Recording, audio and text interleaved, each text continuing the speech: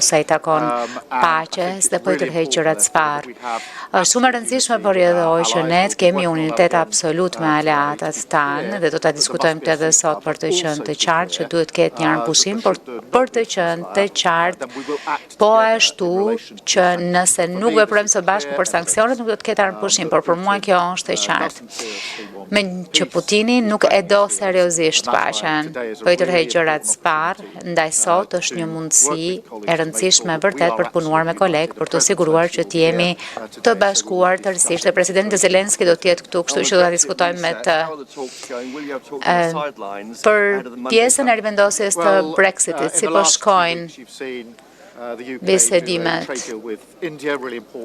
Në fakt, keni parë 2 javët e fundit, një marrëveshje tregtare me Indin, pastaj me Shtetet e Bashkuara të Amerikës, që është shumë e rëndësishme. Dhe mendoj që do të vazhdojmë, të hënën do të ketë diçka dhe është një moment shumë i rëndësishëm për të përmirësuar jetët e njerëzve që punojnë.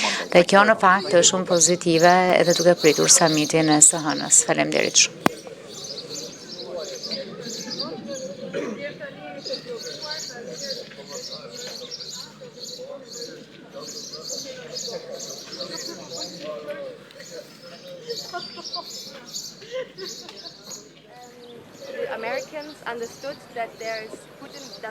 Amerikanët e kanë kuptuar që Putini nuk do të negociojë. Bota ka kuptuar që Putin